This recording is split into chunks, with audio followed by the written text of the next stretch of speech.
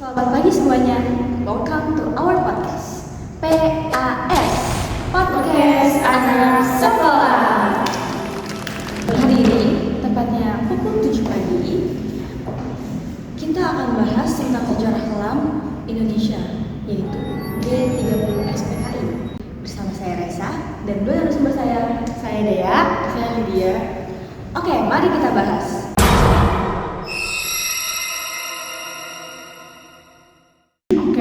Kita akan membahas mengenai G30 SPKI ya, yang dimana artinya itu G itu gerakan, 30. Jadi 30 itu tanggal di mana pembantaian itu terjadi. Jadi pembantaian itu terjadi di tanggal 30 September sampai dengan tanggal 1 Oktober. Jadi dinamakan itu G30 September PKI. P-nya partai, K-nya komunis, I-nya Indonesia. Sampai kita latar belakangnya ya. Jadi G30 SPKI ini gerakan yang dibentuk oleh Angkatan Darat, tapi Angkatan Daratnya ini tuh tidak suka. Ibu bisa dibilang itu kayak orang yang rese gitu lah. Kayak dia tuh gak suka sama keputusan yang udah dibuat sama presiden kita yang pertama, siapa? Soekarno. Betul. Pada saat pemerintahan Soekarno tuh kan, Pak Soekarno sudah membuat undang-undang dan peraturan. Ya. Tapi ada Angkatan Darat yang tidak suka dengan peraturan tersebut. Lebih tepatnya diketuai sama Aidit. Itu tuh ketua si partai komunis tersebut. Nah, latar belakangnya tuh seperti yang saya jelaskan tadi ya, kayak ingin melakukan perubahan ideologi. Seperti yang kita tahu, kita kan ideologinya kan Pancasila ya, ideologi yang sangat bagus sekali, yang sangat terbuka sekali. Tapi si komunitas ini tuh ingin merubah menjadi ideologi komunis. Parah banget sih itu berarti ya.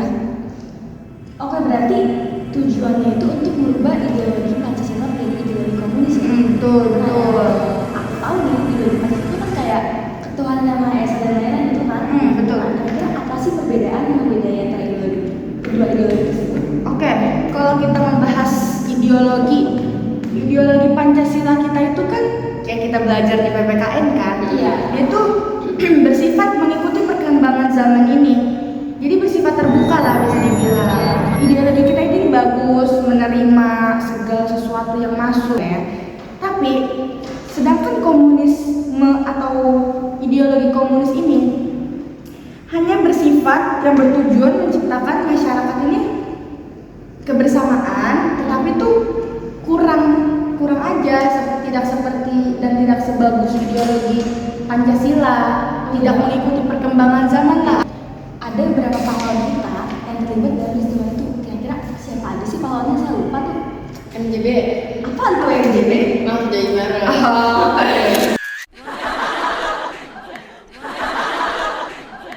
Gadget banget teman saya. Iya. Jadi yang terlibat itu ada 6 jenderal dan 1 perwira. 6 jenderalnya itu ada Jenderal Ahmad Yani, Jenderal Parman, Jenderal Suprapto, Jenderal Sutoyo, Jenderal Hartono, sama Jenderal Panjaitan. Dan ada yang 1 perwiranya itu namanya Pierre Tendean. Iya, tuh. Kenapa dari 6 jenderal itu tiba-tiba ada satu perwira yang ikut dalam peristiwa tersebut? Bisa dijelasin nggak sih kenapa bisa ada gitu? Jadi ya seperti yang saya mengetahui dari sumber-sumber. Tadi kan siapa perwira Tendean ya? Iya, Tendean betul. Itu tuh perwiranya tuh Abdul Haris Nasution. Pada saat malam yang sangat sadis itu, partai tersebut tuh sudah mendata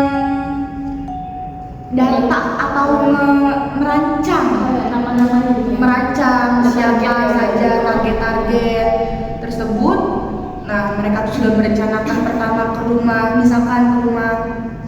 Jenderal A, Jenderal B, Jenderal C, sampai jenderal selanjutnya.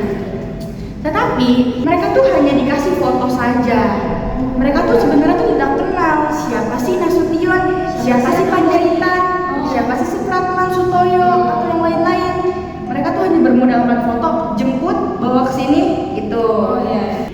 pada saat itu tuh malam itu pas dia ke rumah Abdul Haris Nasution tuh, pertama dia tuh bertemu sama perwiranya. Itu pada saat si partai itu tuh ke rumahnya Abdul Haris Nasution, bertemu dengan perwira Tendean, bertemu, nanya mana Nasution. Nah, karena dia perwira, dia tuh berniat ingin melindungi si jenderal tersebut, Jenderal Nasution. Jadi dia mengaku saya Nasution. Nah, sementara kemana Jenderal Nasutionnya? Jenderal Nasutionnya itu kabur karena dia itu sudah tahu. Karena gini, kalau kita teman-teman, kalau kita berpikir secara cerdas, secara logika gini, malam-malam dijemput, ada rapat dengan presiden, ada rapat tapi gak boleh berpakaian. Baiknya seorang kalau mau ketemu presiden tuh harus apa?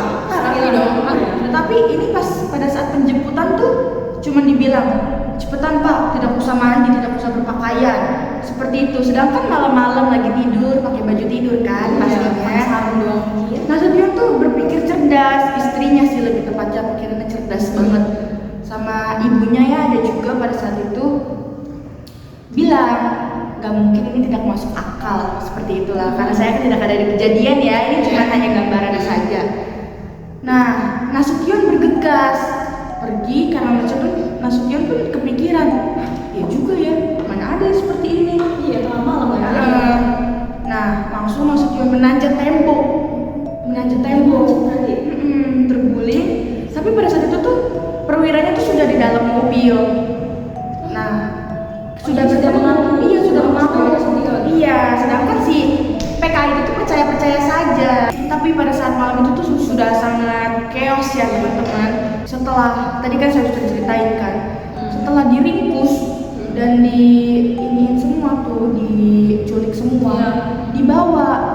Nah, di sana tuh semuanya diseret dengan perlakuan yang sangat tidak baik lah, dengan cara diseret. Kalian harus tahu, tangannya diikat dan matanya ditutup. Nah, di situ tuh ada ruang penyiksaan kan, ruangan tuh seperti rumah gubuk gitu teman-teman. Diseret jenderal kita, dipasukin, diikat tangannya tanpa dibuka. Di situ tuh rame orang, sedangkan mereka hanya berenam. Setelah itu mereka duduk dengan keadaan tangan masih terikat, mata masih tertutup, disayat-sayat mukanya,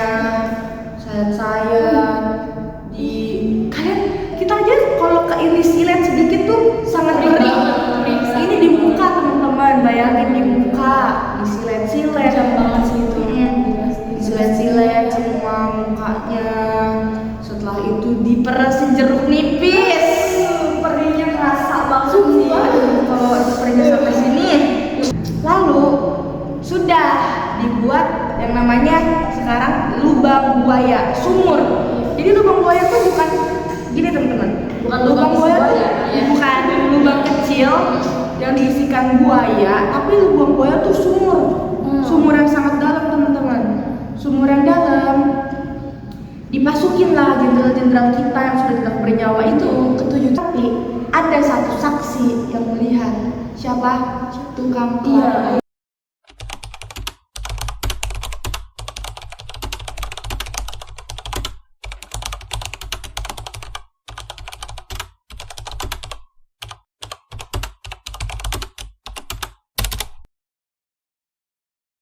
Setelah saya ceritakan dari A sampai Z ya teman-teman, tentunya membuat hati kita sangat teriris-iris. Kira-kira Lydia ada yang ingin disampaikan? Mungkin sih ada satu pesan buat saya kayak itu jangan terlalu mementingkan diri kita sendiri gitu loh. Jadi kita tuh harus mementingkan kepentingan bersama, jangan kayak hanya berkelompok. Iya, berkelompok ya mereka ya. Iya, tapi harus mementingkan kepentingan bersama dan saling menguntungkan. Mereka tuh kayak bener-bener kerja. Iya. Tentu saja mereka menentang ideologi kita karena sifat mereka juga sangat mantap dari ideologi Pancasila. Seperti itu ya teman-teman.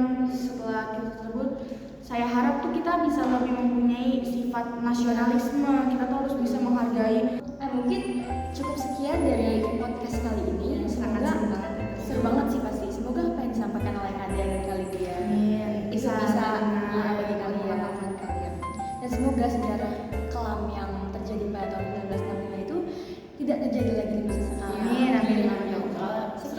ini kurang lebih